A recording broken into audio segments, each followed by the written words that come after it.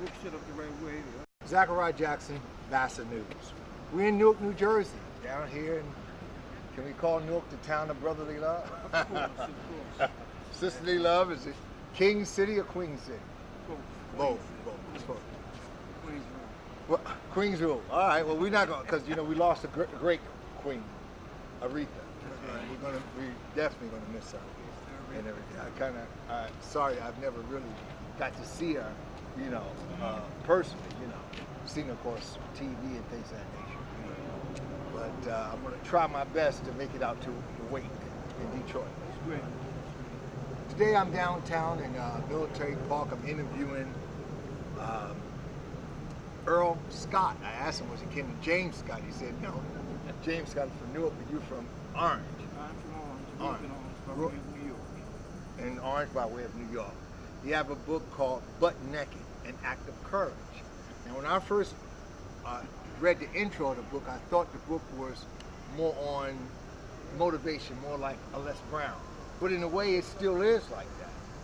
But after I turned chapter 1, and we got into the depth of the book, the meat of the book is housed with being abused, womanizing, never, ever finding the heart or the courage to stand for mom, who, as I read the book, I think that if there was any heroes in Mr. Earl's life, I believe it was his mother. Because although you kind of pushed the margin that she had you at 43 years old, as a single woman, a single black woman, a very beautiful black woman at that point, she really held the candle in terms of trying to raise you as a middle class black young man. And during those days, it was very rare to have middle class blacks. And also to be living in Orange at that time. I'm sure that in Orange, back in those days, you could count how many of us was there, and you probably count them on one hand. An outsider looking in. And it might have been more, but back in those days, I think that mom really did a whole lot. And as I read the book, I guess I got a little teary-eyed, wondering why you never really gave her that honor while she was living. So, let's elaborate on the book. Well, it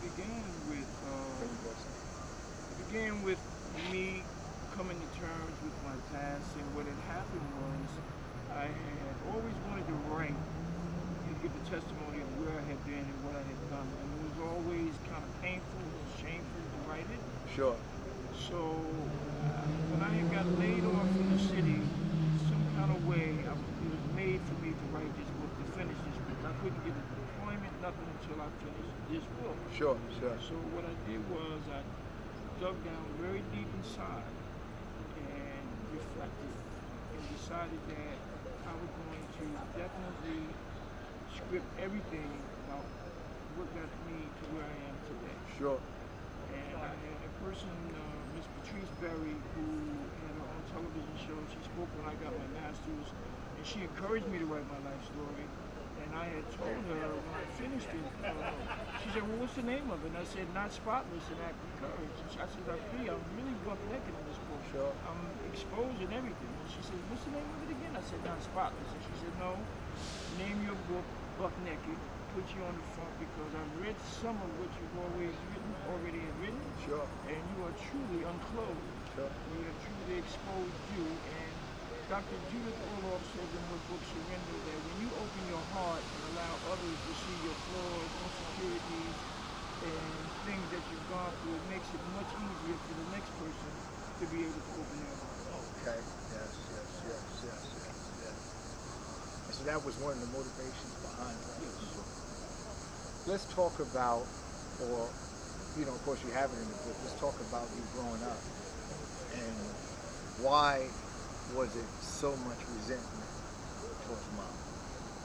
I didn't feel as though my mother protected me because of the fact the time that I came up, I was born 1953, Okay. and we moved from East Orange to Orange. Sure. And at that time, we had Italians, Irish, and blacks living Sure. in the neighborhood. My house was the setting point for my mother and her older friends to sit and drink Four Roses, Cow's Roses, think about the old days. Sure. And her friends always thought she should have never had me because she's 43 Sure. and she was almost 53 years old when I was 9, 10 years old. Sure. And I was out of control. And they always made her feel bad and beat her down. And I always faulted her for not standing up for herself. Sure. And especially when it came to protecting me because her friends, male and female, abused me. Sure. Sure. And not only mentally, physically, sexually, but verbally beat me down. And thought that I would look better with a suit of armor, a suit of pain. Sure. So I always had a resentment against her that she was soft, she allowed these things to happen to me, and where was she? And so I was always growing up feeling as though that she should have done more, that I should have had a father in the house, because I saw multiple men coming through, Sure. and that bothered me. But let me ask you, Yes. did it ever occur to you that she was just rare? Is that never? At that time, at that stage, you're talking about the early 60s. That's right. I looked at it as though I was ashamed of her because she was much older looking. You were born in the 50s. I was born in 1953. Okay. My mother was born 1910. Right.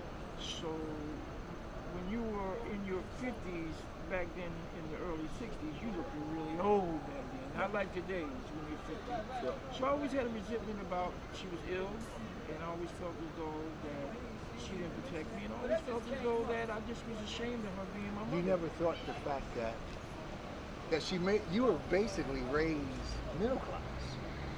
At that time, I could say that. Because in your book, I didn't hear anything of your mom ever being on welfare. I found out that when my mother got sick with her arthritis and they had broke the leg to cut the cyst off and everything, I found this way after she had died. Sure. That there was a short period of time that she did have us on public assistance. Sure. But she owned her own house back in the 60s. And she worked at. She worked at the VA hospital. And that wasn't rare. I'm sure when you visited her job, you didn't see many people that looked like her there. I saw a lot, but I didn't see. But in her, there was During more that time. white than Of black. course, back in those days, yeah. And she worked on the 11A. She worked on the floor where they were dealing with a lot of African Americans that had polio that were sleeping and eating in Okay. iron lungs. Okay. Okay. And I could say that our street was a mixture of white, black, and Irish. Sure. And we had our own home, which was rare for That was rare black women to for own a house back a then. black family. That was rare. Not just the black woman, but I mean black. You know. Right. She owned her own home, and she held her own, and she didn't get any assistance from anyone. But she was always praying for me, Sure. Sure. and I drove her crazy. You know? And I guess what I kind of took from reading the book, Yes. that you never gave her a break. Do you regret No. that? I regret That you ever gave her, even to when she was in the nursing home and you visited? No, never gave her a break. Never. I was always either trying to get money or trying to get her to listen to my woes or beating her down in some kind of perspective. I never gave her a break. Matter of fact, I'll be honest and say that I actually put my mother, I know where she made the transition, but I had a lot to do with breaking her heart. And I broke my mother's heart. And I'm gonna leave it alone after this right here. Yes. You often said that her friends seemed to have a little control over her at that point. Yes. You never thought that maybe you needed to grow up and be strong for her? Yet that never crossed your mind at all? Well, I did try to do that, and I tried to stand up for her when they were trying to mutiny our home. Sure. And she looked at it, and they put it in her head that there's no way a kid this young should be talking the way he's talking to us. But if I was trying to protect her, though. But if you'd have continued on a straight path, right, I'm sure she would have probably bent your way. That's normally how that You know what I'm trying to say? That's normally how that happened. That's normally how that happened. I believe that would have happened, but my perspective was that she believed everything that they said. If he was doing this, he was doing this. He's crazy. You need to put him away. You need to do this with him, do this with him, and do this with him. And these were the same people that were abusing each other.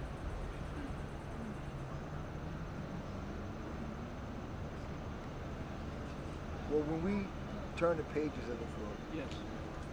one thing I don't find, I find that you got a PhD. Is that correct? A candidate, strong candidate for PhD. Right. But we don't find where, and back in that day, you'd find a young person that had some of the problems that you had, that they would be illiterate. But you don't seem to ever suffer from that. I was always very gifted, very talented in school. And in 1965 and 1966, with what was being done to me, finally took control of me. And I started to rebel. But I was always gifted and talented academically. Honored student, didn't have to take a book home, was very smart. But what happened was, the behavior, the Temptations were talking about Cloud9 and Psychedelic Shack. Sure. The Beatles were talking about Strawberry Fields Forever. And I was in that drug culture, in that environment at the time. But I always was smart. And my mother always told me, she said to me, you're either going to be one or two things. You're going to be a pianist because you have thin fingers, or you're going to be a lawyer because you lie so much. Because this was she says you lie so much and you lie so much. I can see you being a lawyer. Right. Because she says you I don't know much about the piano. Right. She says you have this gift that, you know what, she says, and so they used to ask her, what makes you think that he lies so much? She said, because when he was a little boy, my friend George took him swimming and he came back and she asked George, well, how did he do? And she said, I got on the floor and told him, oh, mommy, I swam and swam. She said, that little end never got in the water. And it was always when I became 12 years old, you're responsible for your lies. Right. So she always encouraged me. And I was very gifted and talented academically. He was very good in school, very good. And then you also had a Caribbean family. Yes, my father is from Nassau, Bahamas. I was never wanted to go there when he wanted to take me. He lived in Philadelphia. My father was 15 years younger, 16 years younger than my mother. Okay. So there's a big age difference there. And they were never married at the time. And I saw my father on holidays or when he periodically came through, but he was never there to put any kind of stop to me. Sure. Because I was just running them up. So you kind of like basically grew up resenting that whole package. The fact that dad wasn't there. Exactly. And that he was 15 years younger and mom was older. No, but not only that, but my mother had Mr. Morris with the Cadillac. Right. Jose fixed my bike. Mr. Billy took me to the White Castle. She had all of these male friends that were coming through. I'd never seen my mother drinking. Yeah, she fell out. I'd never seen my mother in a bar. She was a very lady, but she had a lot of friends affiliated that she was with men. That burned me up because everybody on the street had a father and a mother. Right. I was the only one that didn't have that at that time. But she pulled away. Yes, she did. She pulled away. And sometimes we can regret those that help us most. Right. Sometimes we have our own things that we pull from.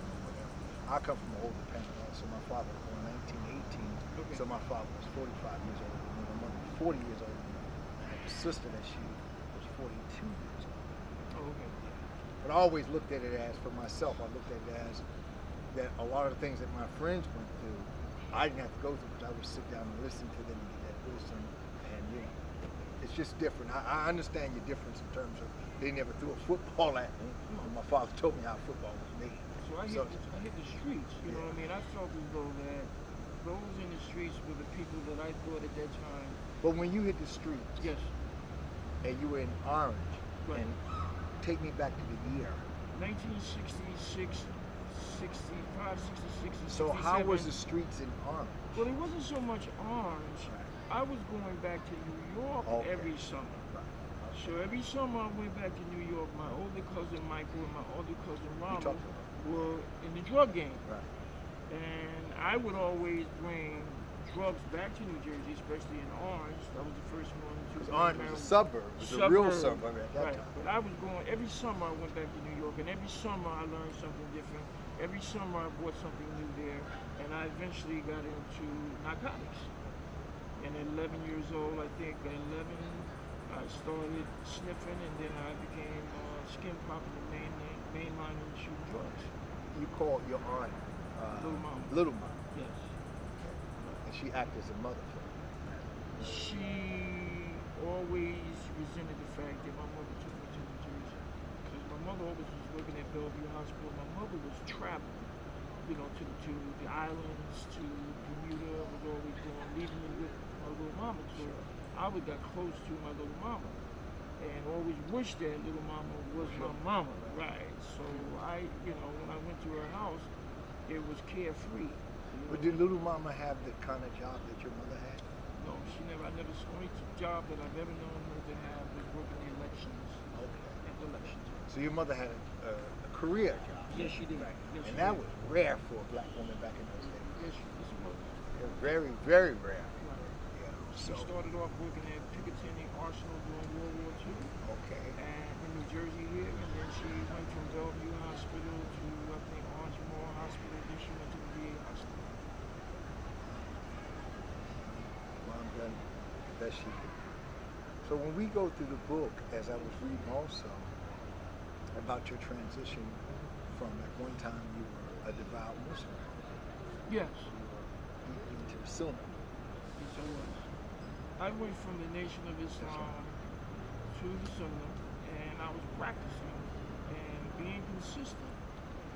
And I was in a polygamous marriage. I had 2 wives, and I was president of the PTA of Islamic Schools in Jersey on Granville Place for a short period of time. I worked with the Greater Conservancy and putting flower pots.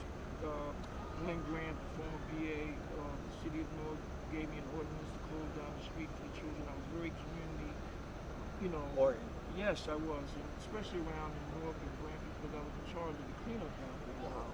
So I was always doing stuff in that community, and the mayor, Sharp James, says, we never knew what the people wanted in that community, but we started doing things for our community Sure. around here. But I was practicing Islam, and I was fortunate enough to make 2 Hajjs in the off season, and I was invited by the King of Saudi Arabia to make Hajj in 2000. I've been to Egypt a couple of times. So that was a transition period for Sure. me, you know what I mean? Because I started the more educated I became, the more I started seeing things more clearly. Sure. Overall, religion and everything. So I became more spiritual. And I found out that in my journey that I looked all over the world, from Saudi Arabia to Egypt to here to there to there, to look for me. To find yourself. I was right here. And I found out that whenever I changed my name is Hassan Amin, that I changed my name, I found out, as I reflect back, I changed my name to be a part of something. You know what I mean? I could have stayed Earl Scott, but I wanted to still, that old behavior from the street, still wanting to be a part of something. Changing my name, I didn't have an offensive name, but changing my name was a point of still, my intention was still to be a part of something. Well, most prophets did. Abraham changed his name. I- It's Abraham at one time. Well, I'm no prophet, and I don't know whether We all have it was. little. But I changed my name to be a part of something, Right. and then after 9/11, it was hard for me to get sent out a lot of my CVs under Hassan Amin. I got no hit, and then I sent the same CV out under Earl Scott, and I got a hit. So it was a transformation, and what really brought me to a new light, I was looking at Super Soul Sunday with Oprah, and I used to always look at that on Sundays, and they were talking about the Wizard of Oz, and I was like, what are they talking about? This is a program that was movie that's 1939, Judy Garland, Sure. and I was like, what are they talking about? And they were talking about the book, not the movie, the book. And the book is actually, you understand, someone in pursuit of a myth, like a wizard, Sure. and someone searching all over themselves looking for home, and home is actually right here. Well, isn't that what most of us do? Yes. That I don't think there's no, whether we go to college, whether we go wherever, we're looking. Sometime a person is offended in school and to prove a point, Right. they go to prove it to the professor. But I think that what I got from that movie, and I've seen that movie about 1,000 times, Right. is that at the end of the game, Toto pulled the curtain, and the Wiz was this little. It was a myth. A little man. So isn't that what we Right. chase nowadays? Yeah, we chase myths. We chase myths. We change myths, and I got out of it is that she was already home. Yeah. See, I've always been home. Sure. I chose to wear different hats and be Sure. in different arenas and do this and do that because of the You fact- had a platform, I think, that most of us, as Black Americans, men, would have loved. I think that when we look back on that, and I emphasize middle class more so because a great many of us grew up on welfare, public assistance. Right. And we wish our families could have had a good job at the VA or, one of them big companies and things of that nature. We really wish we did. But how do you explain that there's plenty of people that was on public assistance who had hardships, who had all that in front of them, but still did what they needed to do to move their life forward? Now here I had all of these so-called advantages, Sure. and I turned around and still turned out and had to go the road that I had to. Because you made, I think someone in their book said you made that choice. Right. You made the choice to do that, because at the end of the game you still saved yourself because you still well-educated man. Right. And when I look at your jobs and stuff, you wouldn't outside of the post office Right. that you work. You are not doing hard labor right now in terms of work. You're doing, you still. If someone looked at you, they say, "Oh, here's a well-dressed, clean-cut brother." That might have taken. You understand? You made choices and things that they just probably wouldn't have to make. I think that where it became, where is it? When I wanted it the easy way, Sure. and wanted things to be done the easy way, it was always a hardship in the end to that. So the more I've worked hard now, it's made my life much easier because I found out that success is nothing that you kind of chase, because it's like Jim Rohn says, it's like trying to catch a butterfly. That success comes to you when you become an attractive person. When you attract the success by becoming an attractive person, and this is what I try to do. Instead of chasing things, I try to work harder on me than I'm doing my job. At times growing up, you feel that you needed to be in an institution. That you needed that, because I'm going right here on page 142. Right. It says, "I know of no other way to treat people, especially women, except as a queen. I honor me or I do not." And then you also say here, "I was either with my mom, married, or in an institution." Right. So, I guess what we're trying to, how do you feel that you was either with your mother or you were in an institution?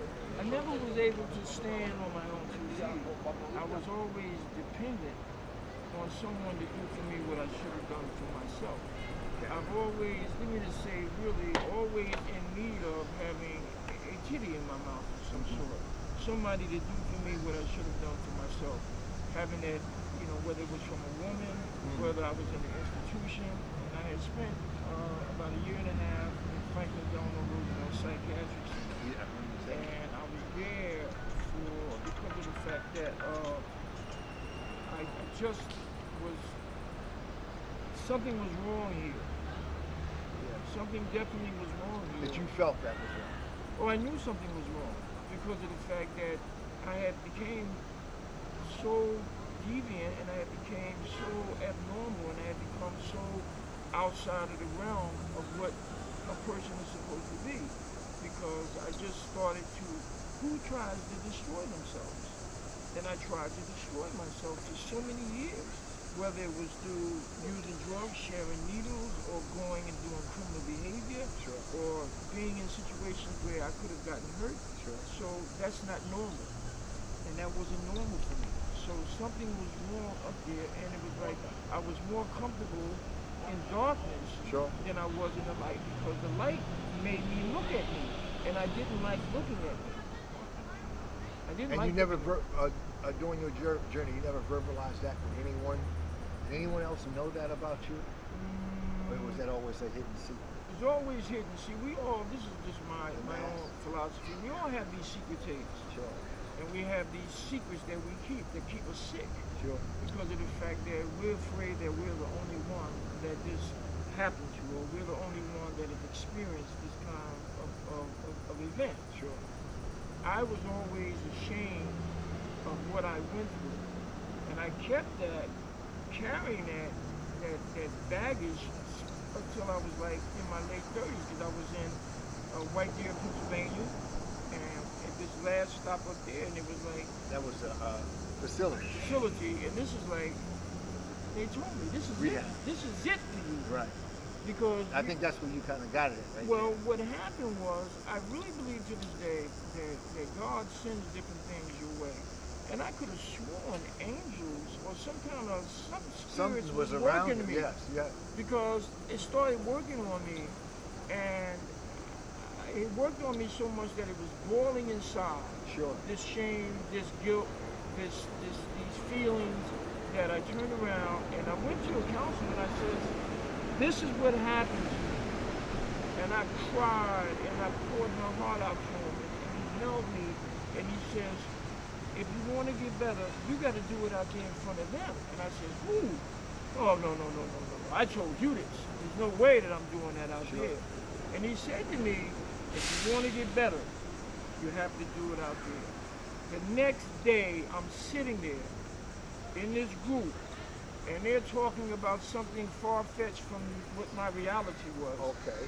And all of a sudden, I was tapping my foot, and he saw me. I wanted him to pull it out of me, like call on me, but he didn't. He let me do it myself, and the same things I used to see in people in church, and people falling on the floor, slobbering at the mouth, rolling over. I used to say, you'll never see me like that.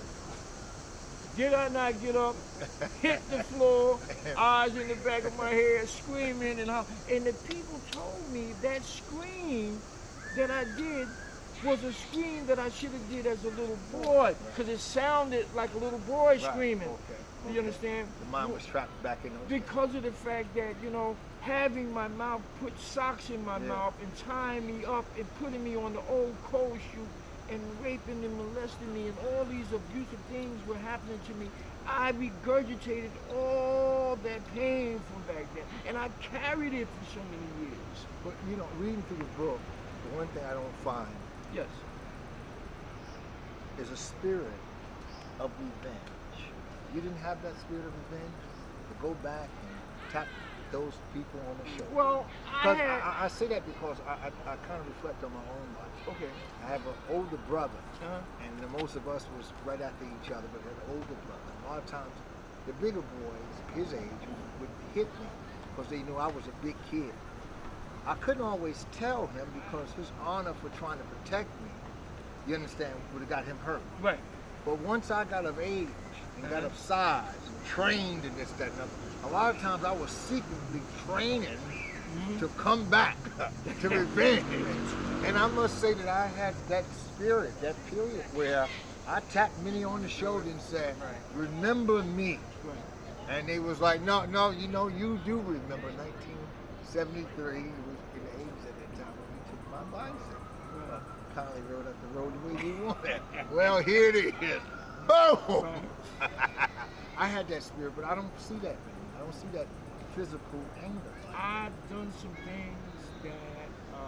I mean, directly to those that hurt you. Did you go back and get them? I didn't go back and get them, but I've done some things that I took things out on other people Right. Because of my, it was misdirected anger. Misdirect. You fought instead of fighting at home, Right. fighting in the street. You basically what they would call fight in the house. Right. You didn't go get those that hurt you. You fought right around. I thought about that, and then Yeah. when I was in the street, I've done a lot of things that I'm not very proud of, and things that you know you have to be careful because of the things that I've done. Sure. You know, nowadays, and I just the book kind of tells you most of it. But I want to say this right Yes. here. I think that I called you like a prophet and things of that nature. I still think you have that character because you, even though with all that you went through, God had always blessed you with good women. You've had a number of women that really, especially to I think Nan, and you are how you pronounce that? Noah. Yeah. Noah and everything, and which was a woman that really took hold of you and helped to shape you. And that right there, I mean, I looked at that as an honor. She was something. I was working 2 jobs, and I was married, and she came down the hallway in the community, and I saw her, and we started talking, and she said, "What are you doing on the back of a garbage truck?" And from that day on, she shaped me, she educated me. Sure. It became overwhelming. I was married to her, and my children were everywhere that I eventually went with her. But she would always educate me Sure. about the fact that, like, I'll give you an example. We were being Outback one time. She took me way down South Jersey where she lived at, and I'm there, and she had to remind me, stop using your finger to push your food up on your fork. Sure. Use the name. Yeah, and then we would be at an event here at the Robert Tree, and I would run into people from the lifestyle, Sure. and they'd be trying to remember me, and I'd be trying to remember them. And she would call me over there, and she would say, "Come here, let me talk to you. Stupid, let me tell you something. People don't know you." Yeah, she always did. I read that this morning. Yeah. People Don't remind. don't remind people Don't tell them where they know you from. that we know each other from the shooting gallery. Yeah, don't remember And the people third floor, from apartment 3A. Yes, you don't remember What's stuff wrong like with that. you? Not right. Yeah, I think she called you stupid, right? She said stupid don't, and then she would, and then the thing about it, I was so raw because all I did was love chicken wings and French fries, and she would say, "Well, come on, I'm gonna fix you some food." And I get down there and I look around the kitchen, where the food at? And she opened up the oven. And, what is that? I never saw a baked fish before, and I was like, "What is he supposed to do? Because I don't smell it." But that's how she said, "If you're gonna be with me, I need to make sure you're healthy." So she pushed me through school. Yeah. She my associates, my bachelor's. She pushed me on for my master's. She pushed me on for my doctorate program. She taught me how to be a man. Don't let nobody mistreat you. And when we went down to some of the places down South Jersey, when I opened up the door and I didn't see no black people, I was like, "Oh, I don't want to go in there." But she made me, "Your money is just as good. Where's your self-esteem?" She would tell me that the table of life is full of delicacies. And if you're only used to eating one corner of that table of life and never experience what's different, then you'll always be the same person. In order to grow and develop, you have to experience what is unfamiliar in your life. And she was a teacher. And she also, when you moved to the state of Georgia, she moved you to the state of Georgia. She got me out of here. She saw Bush on TV and said, "If that man becomes president, I'm gonna lose some money." So she left We both left. and built a house in Georgia. Built a house in Georgia. She said, "Go to school." Wow. I went to school. She started me on my business. I was doing a little work for Fulton County School Okay. when Beverly Hall was down there. And this is how the woman that she was. She would tell me, because I would write very well, "You start your own business. Go tell them you want $75 an hour." I would say, "Tell them what?" But she would say, "Aren't you worth that? Tell people what you want and stand by your convictions." Let me ask you this. Is Yes. it possible to continue to love a woman and still be attracted to her? Because you have this experience, I guess, more than I have. Right. that she's basically tutoring you on how to conduct yourself. Was there ever any, did you ever resent that? Yes, because every little thing I did, she had to sometimes critique me and said, no, first thing you do is get rid of that, stop doing that, you know, confront that, challenge that. You have to be able to hold your shoulders back. And became overwhelming at times. But then the student, when he got strong, she saw that because I started like saying, well, your evaluation is not all too correct because there's another formula to it. And she saw that he's growing up. He's developed. This is what I've shaped. And every time I speak anywhere, I give honor to the Honorable Sharp James, who gave me an opportunity, and I honor her from shaping me into who I am today. But do you feel, you know, when I was a little boy, I read a book about this billy goat. They called it goat's billy goat. Right. The kids, I don't know whether it is. I know it's a goat, but is there really a billy goat? I don't know. Right. And this billy goat was going across this bridge, and the land proprietor seen him and said, I got you and I'm going to eat you. Right. So the billy goat said, well, don't eat me now. Let me go over here and graze, and I'll be much bigger and much stronger for you to eat and have more mass that you can cut up. Right. And then when the billy goat was coming back across the bridge, the proprietor said, hey, I got you now. You're big and strong and this, that, and other. But then the billy goat knocked him over the bridge. Do you feel that you did that to Nan? No, I think that... because you, let me interject this, she basically was raising your kids with great discipline.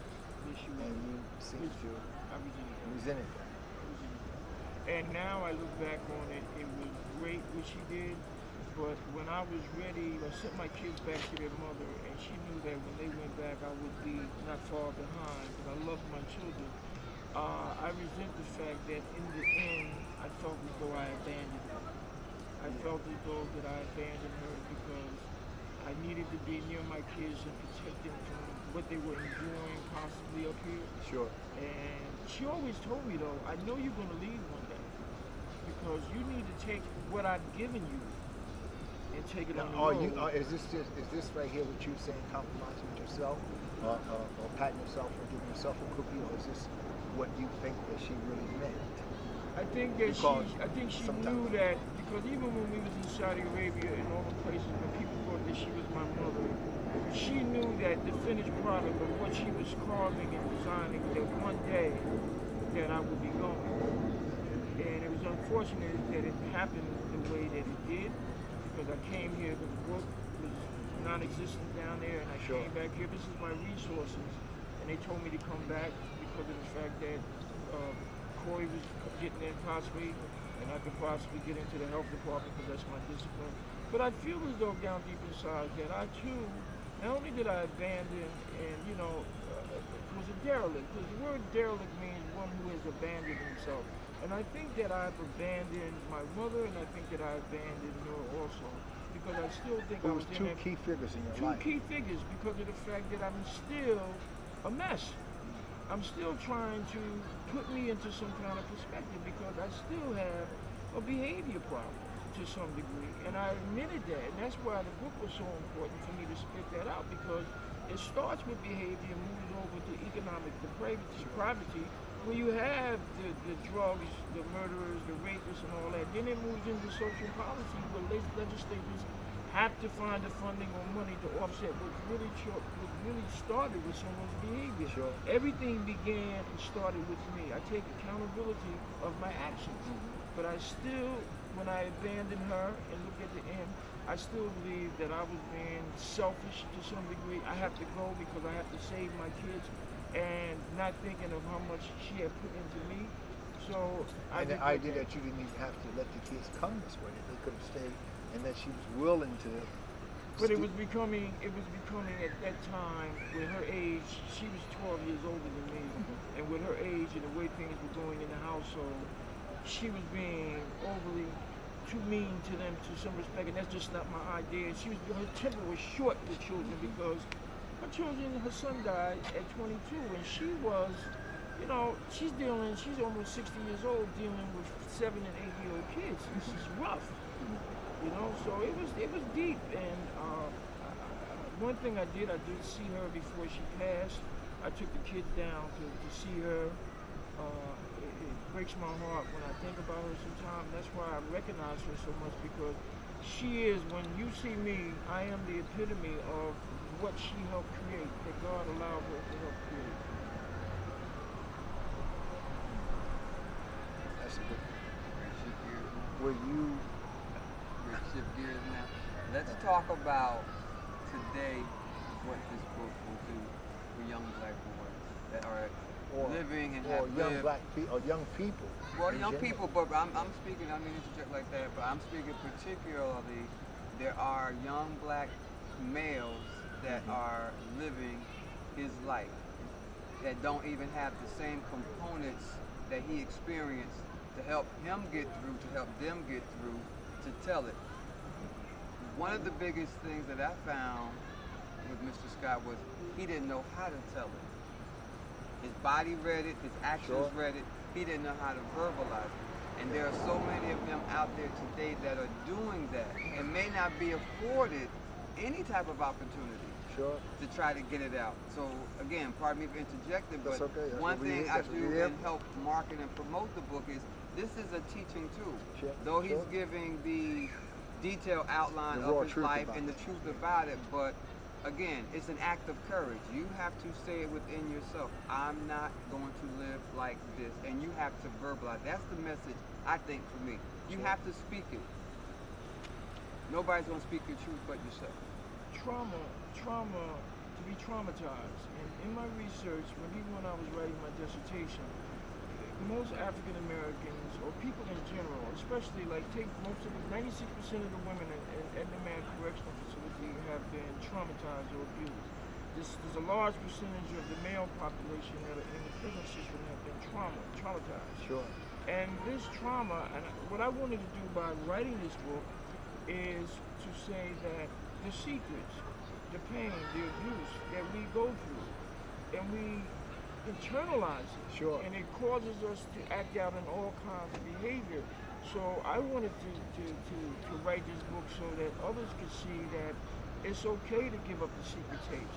That you don't have to walk around and be guilty and never allow yourself to heal about the fact that you may have been tainted, you may have been abused, you may have seen your stepfather raping your sister, or all these kind of things that happen in our household.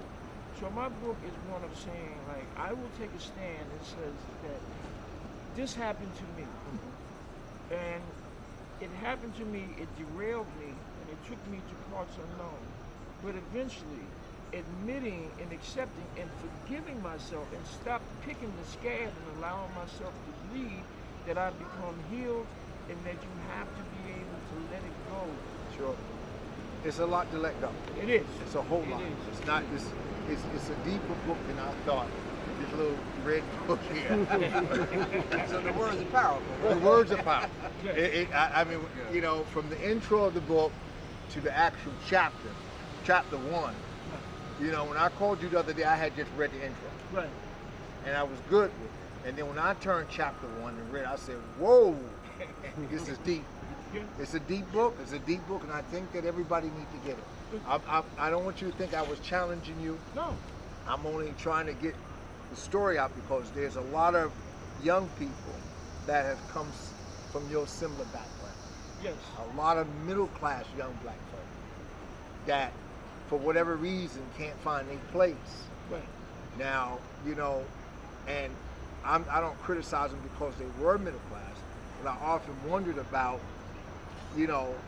what is the lost bone there? What is the lost tool there? You see, because if you didn't come up socially, economically deprived, and you came up black and middle class, and then you fall hard. You fell hard. You fell harder than I would fall because I come from the project. Right. You understand what I mean? You know what I mean? I know about falling. I know about rolling, coming back up. You know what I mean? I knew some things that I better not do because I had nobody to really economically pick me back up. Right. So when I see your story, and then I, frame it in the time frame, to me, your mom was a great hero. Yes. Because my God, to hold it down in Tremont Hospital, I used to call it Tremont Hospital, which is the Veterans Hospital. Veterans Hospital. I remember riding by there in '80. It wasn't many of us working there. It never was a big crowd like it is today. So they go back to the '60s and early '70s.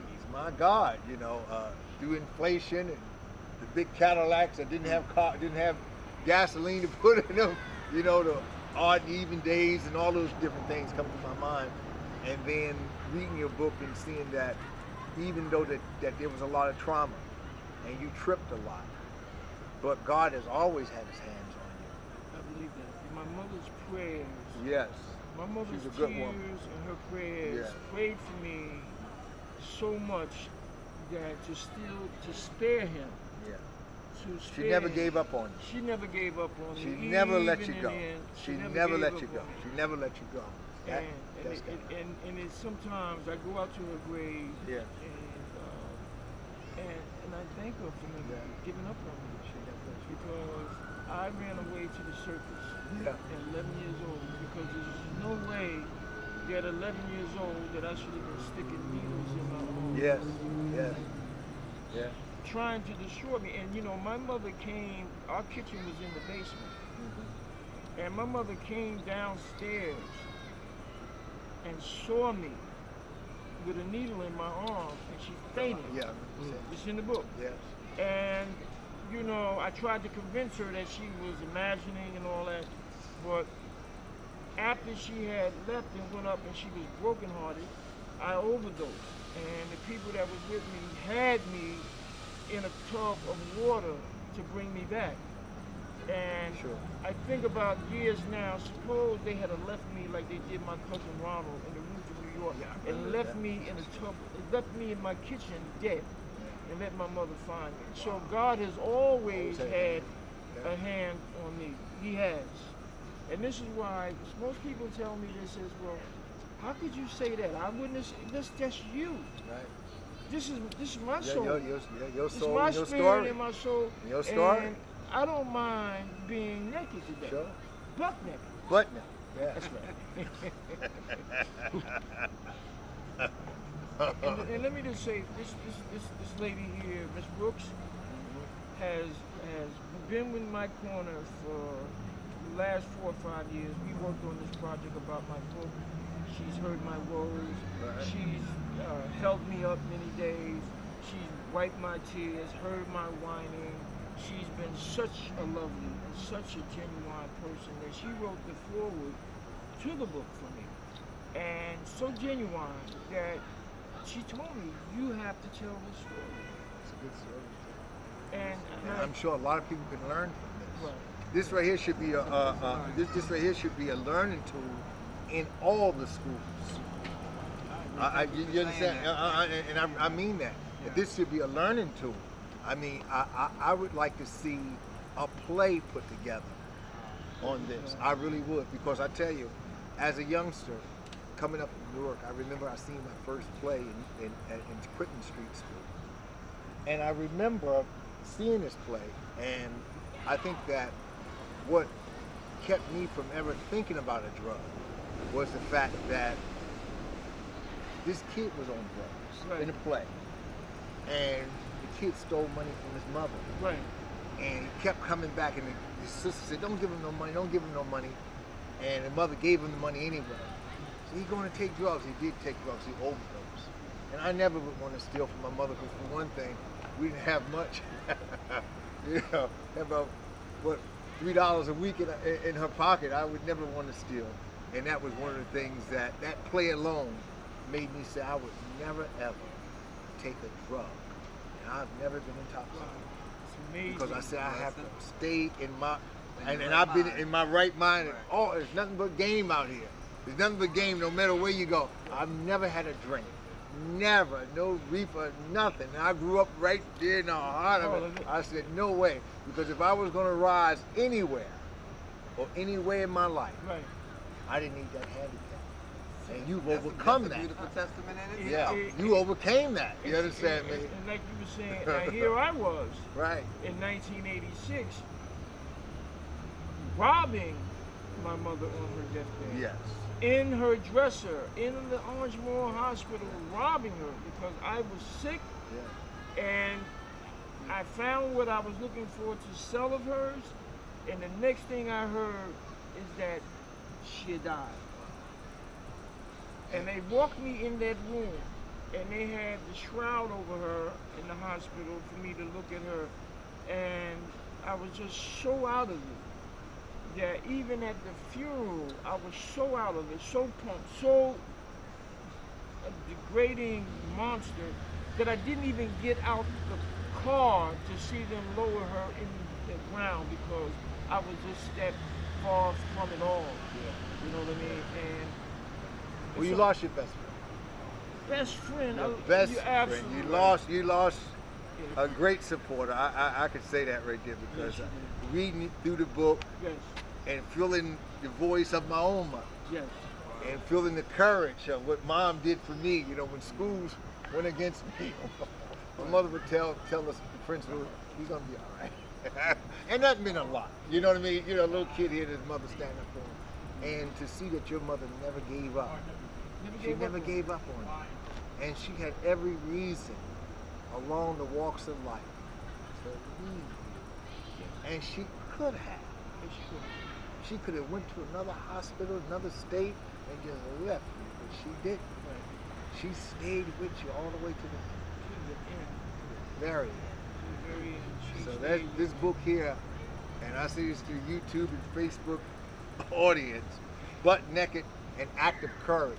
Well, it was an act of courage for Earl Scott to write this book. And I really mean that. It's an act of courage.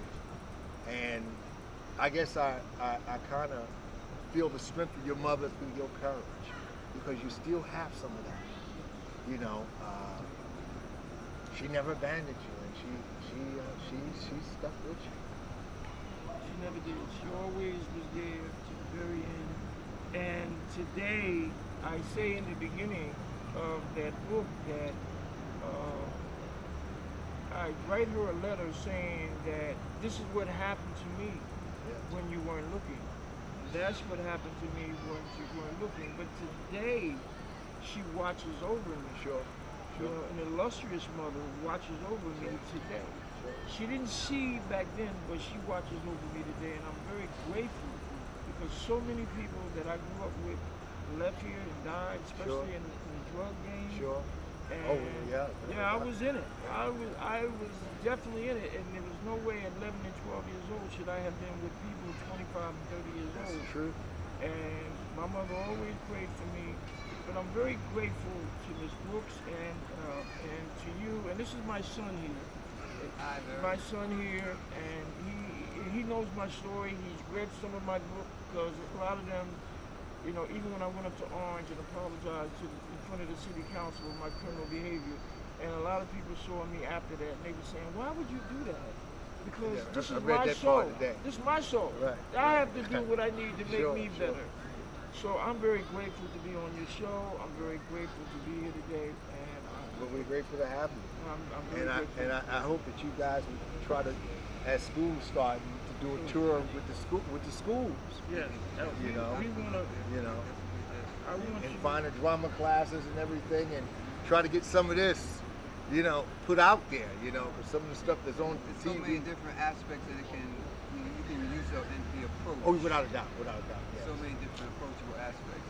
And there's other books out here that are healing for people because so many people have these scabs on them and they continue to pick it. Pick that. Instead of allowing yourself to heal. Now let me just say that I ran across another book, not as much as mine, but similar to mine, and it's written by Miss Thelma Wright, and it's called With Eyes from Both Sides.